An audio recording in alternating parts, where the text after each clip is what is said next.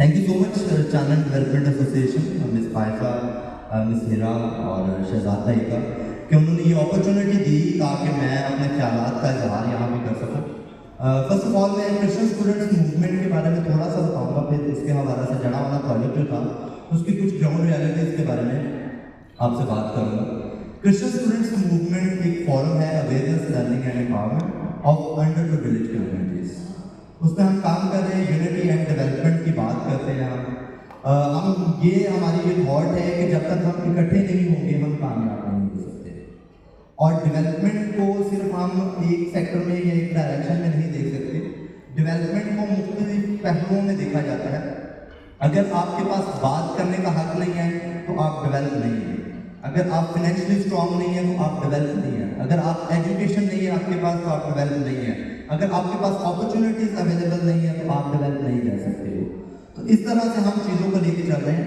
Thank you CDA कि उन्होंने अमन रंग प्रोजेक्ट में हमें एज पार्टनर लिया, जिसमें हमने जड़ावाला कम्युनिटी में जाकर काम किया, कम्युनिटी बेस्ड। वहाँ पर कुछ बातें जो मैं आपके सामने रखना चाहूँगा। जड़ावाला का जब वाक़या हुआ तो उसकी वीडियोस और सारी चीज़ें जो है वो सब तक पहुँची, लेकिन जो चीज़ें ऑब्जर्व करने वाली थी वो लोगों ने नोटिस नहीं की।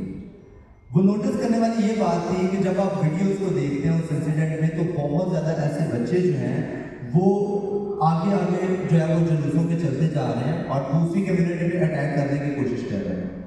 अब वो जो बच्चे हैं उनको नहीं पता कि बेसिकली इंसिडेंट क्या हुआ है, चीज़ें क्या हो गई, लेकिन एक थॉट क्रिएट की गई कि ये कम्युनिटी जो है वो इस पर हमने अटैक करना है और हमने यही काम करना है। इसका मतलब ये है कि हम अपनी अगली नस्ल को भी तैयार कर रहे हैं उस वायलेंस की तरफ, उस रिलीजियस इंटॉलरेंस की तरफ, जो हमारी नेक्स्ट जनरेशन है वो भी उसका हिस्सा बनने जा रही है। जब हम बात करते हैं ना 64% यूथ की, हम 64% यूथ की बात करते हैं तो मैं ये बात कहना चाहूँगा कि 64% अगर यूथ है हम तो 64% रिस्पॉन्सिबिलिटी भी हमारी है। अगर हमने अमन को प्रिवेल करना है या अमन को फरोग देना है तो ये हमारी रिस्पॉन्सिबिलिटी है। कल हमने सारा दिन में हमने इश्यूज और मसाइल को देखा कि कौन कौन से इश्यूज हैं, कौन से मसाइल हैं, यूथ के कौन से चैलेंजेस हैं, कम्युनिटी के कौन से चैलेंजेस हैं, डाइवर्स ग्रुप्स को हमने देखा। लेकिन मैं क्रिश्चियन स्टूडेंट्स मूवमेंट के विजन के अकॉर्डिंग मैं आपको ये बताना चाहूँगा कि हमने एक चीज़ तरतीब दी थी। जब CSM का आगाज़ हुआ तो तब हमने एक नारा लगाया था और वो नारा आज मैं आपके सामने शेयर करना चाहता हूँ और मैं वही पैगाम आप लोगों के सामने भी रखना चाहूँगा कि उसमें यह है कि अब सिर्फ मसाइल की निशानदेही नहीं, मसाइल का हल। अब सिर्फ मसाइल की निशानदेही नहीं, मसाइल का हल कोई और नहीं, हल करेंगे हम। तो 64% यूथ जो है वो उसने उसका सोल्यूशन निकालना है, कोई और उसका सोल्यूशन नहीं निकाल सकता। इसके अलावा जो है वो कुछ ऐसे ब्लास्फेमी लॉज लगाए जाते हैं या केसेस किए जाते हैं जिन पर मैं बात करना चाहूँगा। आप पाकिस्तान में डेली देखते हैं कि कहीं ना कहीं कोई वाक़या हो रहा है, कहीं ना कहीं कोई FIR जो है वो हो रही है। यहाँ तक कि अब जो है वो सेम रिलीजन में इस्लाम वाले इस्लाम पे ही कर रहे हैं। तो ऑटोमेटिकली क्या है कि अब ये रीत जो है वो शुरू हो गई है, जिससे कोई नहीं बचेगा। तो मैं ये कहना चाहूँगा कि हम क्या करते हैं, जब कोई भी इस तरह का कोई इल्ज़ाम लगाता है तो क्या होता है, उसको वेरीफाई नहीं किया जाता, जो कि हमने जड़ावाला में भी देखा। उसको मैं एक शेर से जो है वो आपके सामने रखना चाहूँगा। वो इस शायर में क्या कहता है कि जज़ा सज़ा के तो सब फैसले किए तुमने, जज़ा सज़ा के तो सब फैसले किए तुमने, तो अब बताओ खुदा के लिए हश्र में बचा क्या है। हम खुद ही इल्ज़ाम लगाते हैं, खुद ही मार देते हैं, खुद ही घरों को जला देते हैं, खुद ही चर्चेस को जला देते हैं, जो कि हमने जड़ावाला में देखा। लेकिन हम तो खुदा को बात ही नहीं छोड़ते, हमने तो कभी जज ही नहीं किया कि क्या चीज़ें हो रही हैं, जो कि हमने वहाँ पर जो है वो स्टडी की।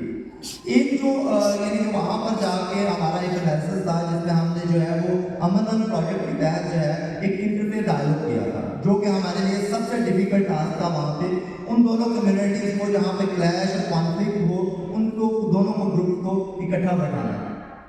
मैं ये बताना चाहूँगा कि एक कॉन्सेप्ट जो है वो मैं आप लोगों के सामने भी रखना चाहूँगा क्योंकि पीस के हवाला से हम यहाँ पर इकट्ठा हैं। तो अगर हम अमन की बात करते हैं तो मैं एक बात जो है वो अगर दुनिया में तमाम मज़ाहब ख़त्म कर दिए जाएँ, सिर्फ एक मज़हब को छोड़ दिया जाए तो फिर भी अमन नहीं होगा। लोग फ़िरक़ों में बढ़ जाएंगे, फ़िरक़ों की लड़ाई शुरू हो जाएगी। اگر تمام مذاہب کو، تمام فرقوں کو بھی ختم کر دیا جائے، صرف ایک مذہب اور اس کا ایک فرقہ رہ جائے، تو پھر بھی امن نہیں ہوگا، کیونکہ لوگ جو ہے وہ ذات پات اونچ نیچ کی لڑائی شروع کر دیں گے۔ تو اس کا مطلب یہ نہیں ہے کہ لوگوں کو ختم کرنے سے، لوگوں کو جو ہے وہ رد کرنے سے، لوگوں پہ جو ہے وہ ہیوی ہونے سے، اٹیک کرنے سے جو ہے وہ چیزیں امن کی طرف نہیں بڑھے گی، بلکہ امن جو ہے وہ ایکسیپٹنس کا نام ہے۔ اگر ڈائیورسٹی کو ہم ایکسیپٹ کر لیں گے، دوسرے انسان کی اس کی وہی خصوصیت، اس کے ایگزسٹنس کو فیل کرتے ہوئے ہم آگے بڑھیں گے، تو ہم امن کی طرف بڑھ سکتے ہیں۔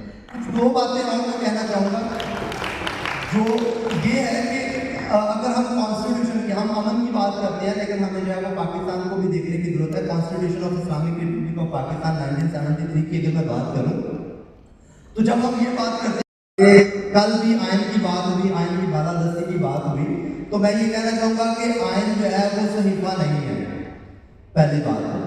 دوسری بات یہ کہ آئین میں 31 امینڈمنٹ ٹیبل ہوئی ہے، جس میں 23 امینڈمنٹ جو ہے وہ پاس ہوئی ہیں آج تک۔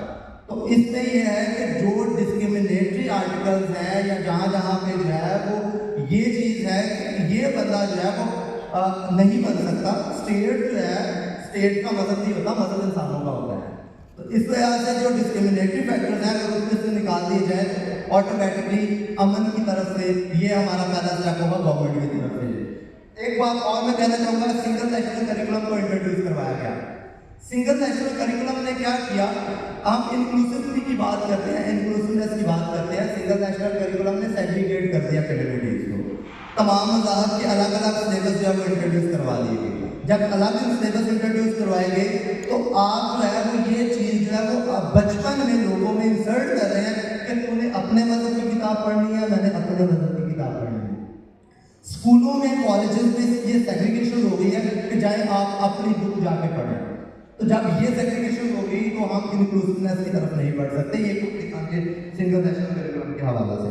And the other one is that کہ فرقہ واریت کو بہت زیادہ پروموٹ کیا گیا، جو کہ ہم نے جڑاوالا میں بھی دیکھا، جو کہ چیلنجنگ تھا ہمارے لیے، جس کو ختم کرنے کی ضرورت ہے۔ آج ہم یہاں پر بیٹھے ہوئے ہیں نا، ایک سجیشن کے ساتھ میں نے جو جڑاوالا کے تمام پروجیکٹ میں، یعنی کہ میں نے جو آبزرو کی ہے، وہ اس کے ساتھ میں اپنی بات کا اختتام کروں گا کہ ہم اصل میں اس یوتھ کو یا ان لوگوں کو ٹارگٹ ہی نہیں کرتے جو ایسے واقعات کرتے ہیں۔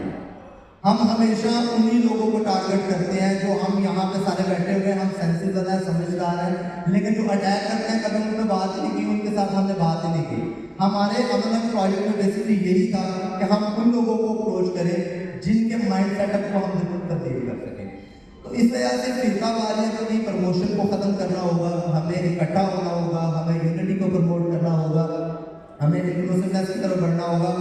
اپنی بات کا اختتام میں ایک شعر سے کروں گا کہ مجھے خانوں میں نہ بانٹو انسان رہنے دو، مجھے خانوں میں نہ بانٹو انسان رہنے دو، بہت ہی مختصر ہے یہ زندگی، اسے آسان رہنے دو۔ Thank you so much.